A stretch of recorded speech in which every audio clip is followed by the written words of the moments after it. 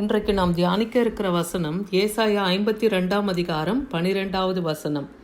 கர்த்தர் உங்கள் முன்னே போவார், இஸ்ரவேலின் தேவன் உங்கள் பிறகே உங்களை காக்கிறவராயிருப்பார். கர்த்தர் உங்கள் முன்னே போவார்.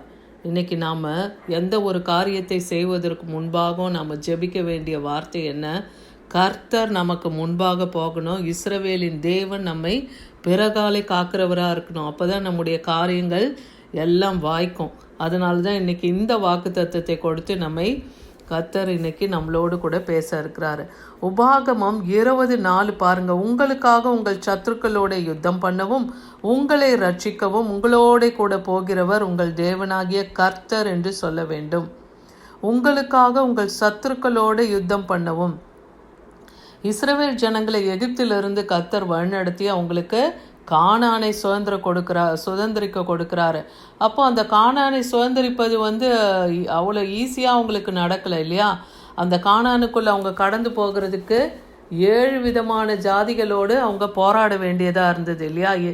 ஏத்தியர், எபூசியர், கிர்காசியர், இந்த மாதிரி கானானியர், இந்த 7 விதமான ஜாதிகளை அவங்க எதிர்த்து போராடி அவங்களோட யுத்தம் மேற்கொண்டு அவங்க அந்த கானானை சுதந்திரிக்க முடிச்சது. ஆனால் இந்த யுத்தத்தை செய்வோம் கர்த்தர் அவங்களோடு கூட இருந்தார், அவங்கள ரட்சித்தார் இல்லையா? இஸ்ரவேல் ஜனங்களே ரட்சித்தார். அதான் உங்களுக்காக உங்கள் சத்துருக்களோட யுத்தம் பண்ணவும் உங்களை ரட்சிக்கவும் உங்களுக்கு முன்பாக போகிறவர் உங்கள் தேவனாகிய கர்த்தர்னு இங்கே சொல்லப்படுது. ஏசாயா 58:8 பாருங்க. அப்பொழுது விடியற்கால வெளிப்பை போல உன் வெளிச்சம் எழும்பி உன் சுக வாழ்வு சீக்கிரத்திலே துளிர்த்து உன் நீதி உனக்கு முன்னாலே சொல்லும், கர்த்தருடைய மகிமை உன்னை பின்னாலே காக்கும்னு வசனம் சொல்லுது. இதுவும் ஒரு வாக்கு தத்துவம் இல்லையா? அப்போ நம்முடைய சுக வாழ்வு சீக்கிரத்தில் திரும்பும். நமக்கு இன்னும் விடிவே வராதபடிக்கு தடையாக இருக்குது நிறைய காரியங்கள் நம்முடைய வாழ்க்கையில் இல்லையா? ஒரு நல்ல வேலையாகட்டும், ஒரு படிப்பாகட்டும், பிள்ளைகளுடைய திருமண காரியமாகட்டும், எந்தெந்த ரட்சிப்புக்கு நம்ம காத்திருக்கிறோமோ அதுக்கெல்லாம் ஒரு தடைகள் காணப்படுது தெரியுது இல்லையா? அப்போ நம்முடைய சுக வாழ்வு சீக்கிரத்தில் திரும்பணும் இல்லையா? அதுக்கு கர்த்தர் இன்னைக்கு நமக்கு என்ன சொல்கிறாரு? விடியற்கால வெளுப்பை போல உன் வெளிச்சம் எழும்பி உன் சுக வாழ்வு சீக்கிரத்தில் திரும்பும், உன் நீதி உனக்கு முன்னாலே செல்லும், கர்த்தருடைய மகிமை உன்னை பிறகாலே காக்கும். கர்த்தருடைய மகிமை நமக்கு பிறகாலை காக்கும். நம்முடைய நீதி நமக்கு முன்பாக செல்லும். நம்ம உண்மையை உத்தமாக நம்முடைய காரியங்கள்லாம் நம்ம செயல்பட்டோம்னா நம்முடைய நீதி கர்த்தர் நமக்கு முன்பாக செல்லுமா. கர்த்தருடைய மகிமை நமக்கு பின்னாலே காக்கும்னு சொல்லப்படுது. அப்போ இந்த மாதிரி கர்த்தருடைய மகிமை நமக்கு வரணும், அவர் நம்மை காக்கணும், நம் சுக வாழ்வு சீக்கிரத்தில் திரும்பணும்னா அதுக்கு நாம் என்ன செய்யணும்?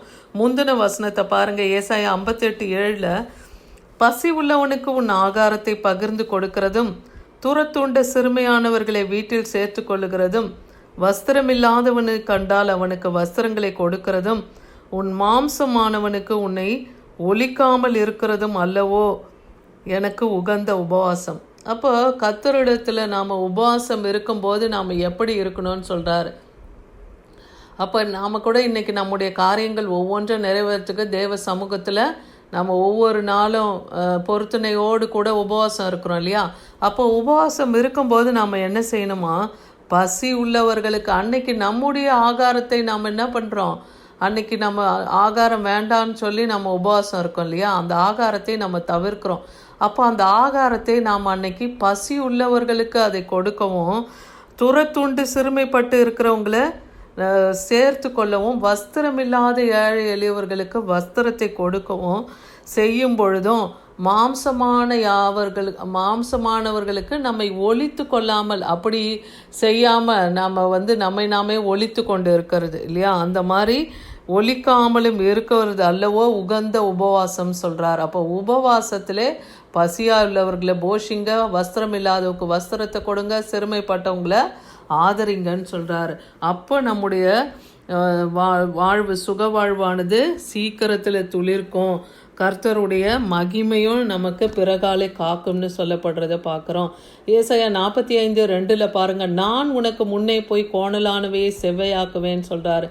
இங்கே கோரேசு என்கிற பெர்ஷிய ராஜாவுக்கு கர்த்தருடைய ஆவி அவர் மேலே இறங்குது.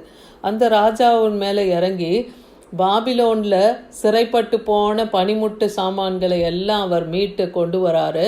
கொண்டு வந்து எருசலேத்தில் இருக்கிற ஜனங்களை நோக்கி சொல்கிறாரு, யாரெல்லாம் தேவாலயம் அப்போ விழுந்து போய் எரிக்கப்பட்ட நிலைமையில் இருக்கு இல்லையா, முழுதும் அழிந்து போன நிலைமையில் இருக்க ஆலயத்தை மறுபடியும் கட்டி எழுப்ப யார் யாரெல்லாம் விரும்புகிறீங்களோ அவங்க எல்லாம் வந்து இதெல்லாம் நீங்கள் அந்த பனிமுட்டு சாமான்லாம் வாங்கி நீங்கள் உங்கள் விருப்பப்படி உங்கள் ஆலயத்தை கட்டுங்கன்னு சொல்லி அந்த கோரேசின் மேலே கர்த்தருடைய ஆவி இறங்குது. அதனால்தான் சொல்கிறார், நான் உனக்கு முன்னே போய் கோணலானவே செவ்வையாக்குவேன்னு சொல்கிறார். அதே போல் வெண்கல கதவுகளை உடைத்து இருப்பு தாழ்பால்களை முறித்து அந்தகாரத்தில் இருக்க பொக்கிஷத்தையும் ஒளிப்பீடத்தில் இருக்கிற புதையலையும் உனக்கு கொடுப்பேன். அப்போது தேவ ஆலயத்தை கட்ட அந்த பாரசீக ராஜாவை தேவன் தெரிந்து கொண்டு அவர் மூலமாய் எருசலேத்து ஆலயத்தை கட்ட அநேகரை எழுப்புறதுக்கு அங்கே காரணமாக இருக்கிறத பார்க்குறோம். அப்போ கர்த்தர் வந்து அவருக்கு முன்னாடி போய் கோணலானவைகளை செவ்வையாக்கி விடுறத நாம் பார்க்குறோம். மீகா 2ஆம் அதிகாரம் 13 பாருங்க, தடைகளை நீக்கி போடுகிறவர் அவர்களுக்கு முன்பாக நடந்து போகிறார். அவர்கள் தடைகளை நீக்கி வாசலால் உட்பிரவேசித்து கடந்து போவார்கள். அவர்கள் ராஜா அவர்களுக்கு முன்னே போவார். கர்த்தர் அவர்கள் முன்னணியில் நடந்து போவார். அப்போது நமக்கு முன்பாக இருக்கிற தடைகள் முதலாவது உடைஞ்சாதான் நம்மளால் ஒரு காரியத்தை செய்ய முடியும் இல்லையா. அந்த தடையை நீக்கி போட்டு கர்த்தர் வந்து என்ன பண்ணுவாராம், அந்த வாசல் வழியாய் உட்பிரவேசித்து அவர் முன்னாடி போவார். ராஜா அவர்களுக்கு முன்பாக போவார்னு சொல்லப்படுது. கர்த்தர் அவர்கள் முன்னில் இருந்து நடந்து போவார்.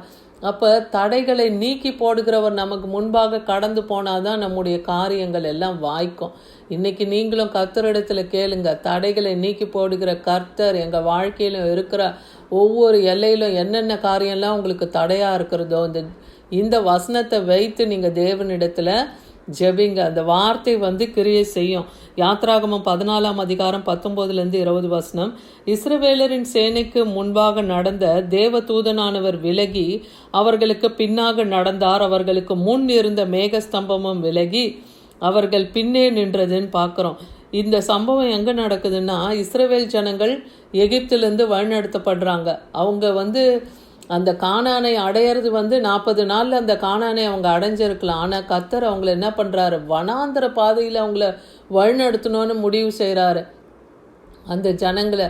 அப்போது முதலாவது அவங்க கடந்து போகிற வழி எது, செங்கடல். அப்போ அந்த செங்கடலை அவங்க கடந்து போகும்போது என்ன ஆகுதான், அந்த செங்கடலை கடந்து இஸ்ரவேல் ஜனங்கள் போகிறதுக்கு முன்பாக கர்த்தருடைய தூதனானவர் வந்து அங்கே முன்னாடி போகிறார். நடந்து தேவ தூதனானவர் அவர் வந்து முன்னாடி போகிறார். அவர்களுக்கு பின்னாகவும் அவர் நடக்கிறார். அவர் முன்பாகவும் போகிறாரு தேவதூதன். இஸ்ரவேல் ஜனங்களுக்கு பின்பாகவும் அவர்களை காக்கிறத நாம் பார்க்குறோம். அவர்களுக்கு அவர் எப்படி இருந்தார், மேக ஸ்தம்பமாய் அவர்கள் பின்னே அவர் விலகி நின்றார். அவங்களுக்கு முன்னாடி போய் அவங்களுக்கு வழி விடுறாரு. அடுத்து அவங்களுக்கு பின்னாடி வந்து அவர் மேக ஸ்தம்பமாக நிற்கிறத பார்க்குறோம். அது எகிப்தியரின் சேனையும் இஸ்ரவேல் சேனையும் முழுவதும் ஒன்றோடு ஒன்று சேராதபடிக்கு நடுவில் நின்றதுன்னு பார்க்குறோம். எகிப்தியருக்கு அது மேகமும் இஸ்ரவேலருக்கு அது எப்படி இருந்தது, அந்தகாரமுமா இருந்ததாம்.